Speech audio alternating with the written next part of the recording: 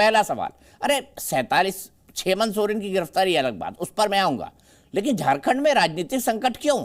आज वहां कोई मुख्यमंत्री नहीं है, राज्यपाल न्योता क्यों नहीं देते चंपई सोरेन को?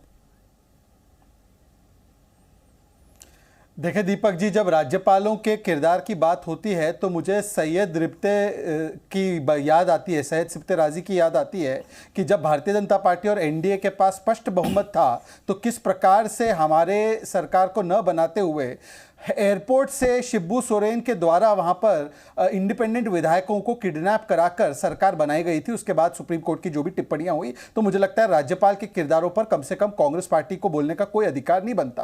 परंतु आज देखिए, आज विषय क्या है कि कुछ लोगों ने बना लिया है कि भ्रष्टाचार मेरा शिष्टाचार, भ्रष्टाचार मेरा जनसिद्ध अधिकार, और अगर कोई कार्रवाई हो तो मैं चिल्लाऊं अत्याचार अत्याचार। और कितनी विडंबना की बात है कि आप कहते हैं कि यह प्रताड़ित किया जा रहा है। मान्यवर जेएमएम तो 93 के केस में एक बार कन्विक्ट हो चुकी है, जब अमित शाह जी और मोदी जी सीन पर भी नहीं थे। लालू प्रसाद यादव पहली बार जेल में गए 1997 में, 2013 में पहली बार कन्विक्ट हो चुके हैं, तब तो मोदी जी अमित शाह जी सीन पर भी नहीं थे। तो बताइए कि उस समय पर कैसे कन्विक्ट हो गए करप्शन के मामले में। और ये अद्भुत इनका स्टैंड है कांग्रेस पार्टी का, मैं आपको स्टैंड सुनाना चाहता हूं, सुनिए। शराब का मामला है, ये शिक्षा का मामला नहीं है। शराब की बात हो रही है, शिक्षा पर छुपने का काम। अब देखिए, कांग्रेस पार्टी कहती है कि अरविंद केजरीवाल पर जो कार्रवाई हो रही है, मनीष सिसोदिया पर हो रही है, वो बिल्कुल सही है। वहीं पर अरविंद केजरीवाल ने कहा है कि सोनिया गांधी को जेल जाना चाहिए, उनकी जांच होनी चाहिए। अरविंद केजरीवाल ने बोला है कि लालू प्रसाद यादव स्वयं करप्ट है। यही कांग्रेस पार्टी ने विजयन जी के लिए कहा है कि ये तो करप्ट से ज्यादा करप्ट है, और इन्होंने टीएमसी को कैंसर ऑफ करप्शन कहा है। तो बताइए कि जब एक दूसरे को ये लोग स्वयं मान रहे हैं कि करप्ट है, तो करप्शन पर कार्रवाई हो रही है, तो ईडी जब कार्रवाई अरविंद केजरीवाल पर करे तब तो गुनहगार, और स्वयं पर चमत्कार, और जब खुद पर करे तो गुनहगार। तो मुझे लगता है इस प्रकार का डबल स्टैंडर्ड नहीं होना चाहिए। ठीक है, चंद्र सिंह साहब सीधा आरोप आप पर है, आप भी दोहरा रवैया अपनाते हैं, कहते हैं केजरीवाल पर कार्रवाई गलत हो रही है, लेकिन सिसोदिया और सत्येंद्र जैन पर जो हुई वो सही हुई। देखिए, वो कार्रवाई पर तो हम बाद में बात कर लेंगे। आपने एक बहुत सटीक सवाल पूछा था जिसका उत्तर शहजाद पूनावाला ने नहीं दिया कि झारखंड के अंदर ये कॉन्स्टिट्यूशनल क्राइसिस क्यों। सवाल आज का ये है, वो ईडी का मामला, उस पर हम चर्चा साथ में करेंगे, लेकिन सवाल ये है कि अगर राजभवन राजा भवन के जैसे चलना चाहेगा, अगर राजभवन में जो बैठे गवर्नर है वो अपने आकाओं की कठपुतली बनना चाहेंगे, अगर खुलेआम लोकतंत्र का चीरहरण होगा, चीरहरण होने का नंगा नाच हो रहा होगा, तो निश्चित रूप से उसके ऊपर सवाल पूछेंगे।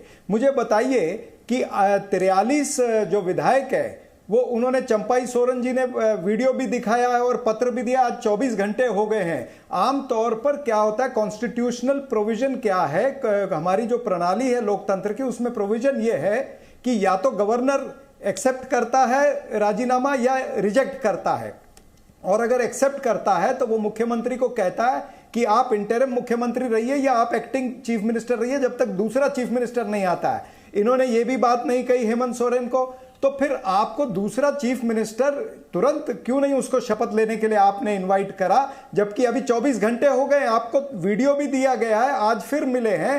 तो ये कॉन्स्टिट्यूशनल क्राइसिस झारखंड के अंदर भारतीय जनता पार्टी क्यों चाहती है? वो इसलिए चाहती है क्योंकि ये ऑपरेशन लोटस करना चाहते हैं। वहां पर भी महाराष्ट्र के जैसे खोखे सरकार बनाना चाहते हैं, खोखों का आदान प्रदान करके ये चाहते हैं कि वहां पर तोड़फोड़ की सरकार बनाए। लेकिन मैं इनको कहना चाहता हूं कि उधार के सिंदूर से मांग नहीं सजाई जाती है। आपको एक उदाहरण कर्नाटका का मिला है, वहां भी आपने उधार के सिंदूर से मांग सजाई थी, लेकिन कर्नाटक में आपको उत्तर मिला है। कर्नाटक में आपको उत्तर मिला, जनता ने आपको समय सीमा में रहिए, यहां भी उत्तर मिलेगा आपको, समय सीमा में रहिए। शहजाद पूनावाला जी, फिर पूछ रहा हूं मैं आपसे, राज्यपाल इनवाइट क्यों नहीं कर लेते भाई? चंपई सोरेन साहब के पास तो स्पष्ट बहुमत है, आज तो वीडियो भी दिख गया। दीपक जी, मैं अब इसका टेक्निकल और पॉलिटिकल दोनों सवाल का दोनों जवाब देता हूं। टेक्निकली आप बताइए कि चंपई सोरेन जी मुख्यमंत्री तो है नहीं, वो एकमात्र एक मंत्री है, वो पार्टी के अध्यक्ष या वर्किंग प्रेसिडेंट भी नहीं है, वो तो कोई और है। शिबू सोरेन जी संभवतः उनके अध्यक्ष है, उनकी तरफ से कोई लेटर है। और इनके अलायंस की स्ट्रेंथ 49 हुआ करती थी। गांडे के विधानसभा से उन्होंने विधायक का इस्तीफा करवा दिया था क्योंकि वो कल्पना जी को लाना चाहते थे, उसी की वजह से परिवार में बगावत भी हुई। इसकी वजह से आज मैं पूछ रहा था बसंत सोरेन कहां है? उस पूरे घटनाक्रम में आप बता दीजिए सीता सोरेन जी कहां हैं, और उनकी जो 48 की टैली है, अभी स्वयं चरणजीत ने कहा है कि हमारे पास 43 है, 43 है विदाउट लेटर जो ऑफिशियल होना चाहिए। अब मुझे बता दीजिए, हालांकि ये मेरा विशेषाधिकार या मेरा क्षेत्र नहीं है, पर मैं गवर्नर के पॉइंट ऑफ व्यू से भी पूछ रहा हूं कि बता दीजिए, या तो आप शिबू सोरेन जी का पत्र दिखा दीजिए कि 48 हमारे पास है और बना दीजिए सरकार, या बता दीजिए कि आपके पास वो बाकी के विधायक आपके कहां हैं। आपके घर में इतना असुरक्षा है कि आपने 2 चार्टर प्लेन रेडी रखी है। इसका मतलब कि स्वयं आप मान रहे हैं कि आपके विधायक आपके कंट्रोल में नहीं है और आपके पास वो संख्या नहीं है, इसीलिए आप उनको कहीं और पर ले जाने की चेष्टा कर रहे हैं, अन्यथा आप वहीं रांची में रुके रहते। अच्छा, दूसरी बात मैं बताना चाहता हूं कि देखिए, आज मूलतः सवाल क्या है? आज मूल सवाल यह है कि कांग्रेस पार्टी का रोल क्या है। कांग्रेस पार्टी ने जिस प्रकार का खेल खेला है, कांग्रेस पार्टी भी सोच रही है कि हो सकता है कि मुझे यहां पर मुख्यमंत्री बनाने का अवसर मिल जाए, इसीलिए 5, 6, 7 विधायक जो भी कम है, क्या कांग्रेस पार्टी का भी कोई इसमें रोल है क्या? तो ये जेएमएम और कांग्रेस तय करे कि जो 48 की स्ट्रेंथ थी वो आज 48 क्यों नहीं है, कांग्रेस बताए।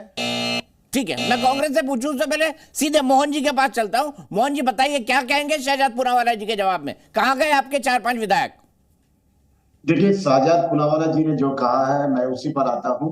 देखिए, जहां सरकार बनाने की बात है वहां विधायक का आंकड़ा पूरा होने का बावजूद वहां सरकार बनती है।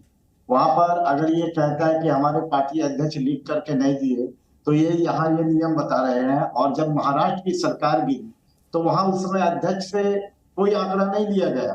वहां पर एकनाथ शिंदे जो मुख्यमंत्री बने, वो विधायक का आंकड़ा दे करके वहां पर अपना महामहिम राज्यपाल को अनुरोध करता है और राज्यपाल उसको न्योता देते हैं बहुमत सिद्ध करने के लिए। उसके बाद वहां सरकार बनती है। तो यहाँ जब हमारे पार्टी नेतृत्व सभी लोग थे और कार्यकारी अध्यक्ष हमारे हेमंत सोरेन जी थे, राज्य के मुख्यमंत्री थे, और सभी गठबंधन दल का बैठक हुआ, विधायक दल का, और सभी लोग सर्वसम्मति से ये निर्णय लिए, नेता के रूप में माननीय चंपा सोरेन जी को चुने। और चंपा सोरेन के नेतृत्व में जब ये विधायक का आंकड़ा ले करके वो लिस्ट महामहिम राज्यपाल को सौंपे वहां पर, और उसके बाद न्यूज चैनल के माध्यम से भी सारे विधायक काउंटिंग करके अपने आप को बताए वहां।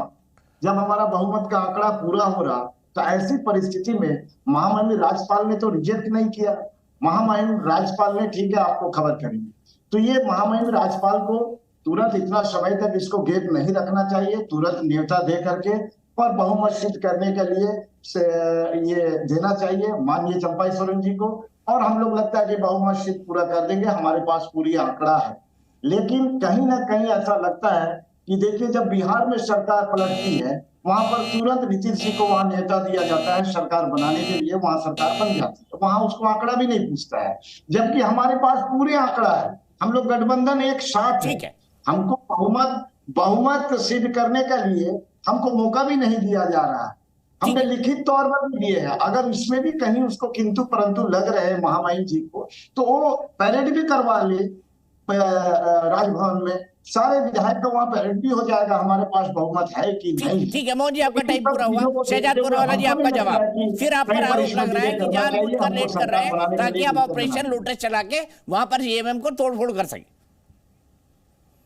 जी क्या है दीपक जी? देखिए, अब जिन लोगों को अपने ही दीपक जी, देखिए, जिन लोगों को अपने ही लोग टिकाऊ नहीं बिकाऊ लगते हो, ऐसे लोगों को तोड़ने फोड़ने की कोई आवश्यकता नहीं है। वो तो स्वयं एक दूसरे के खिलाफ कितना अविश्वास है उसको प्रकट कर ही रहे हैं ना।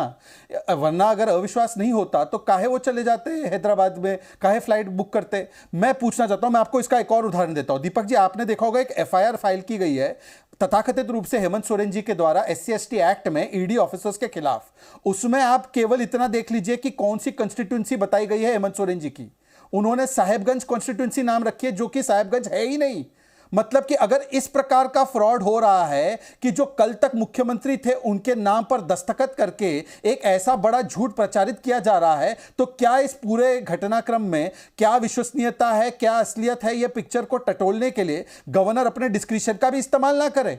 और मैं तो फिर भी कह रहा हूं ना कि आप गवर्नर के किरदार पर चर्चा करना चाहते हैं तो करिए चर्चा। क्या किया था सैयद रिब्ते राजी ने, और आज क्या हो रहा है? क्या मिलने से इनकार किया? नहीं, मिलने से इनकार नहीं किया। उन्होंने कहा कि मैं आपको उपयुक्त समय पर बताऊंगा। तो अगर यह बात है तो आप रांची में रुकिए। रांची से भागने की स्थिति क्यों निर्माण हो रही है? और मुझे बता दीजिए, बसंत सोरेन कहां है, सीता सोरेन कहां है? ये तो आपके परिवार के हैं, दोनों विधायक हैं। क्या वो उन 43 में थे? बता दीजिए मोहन जी। जी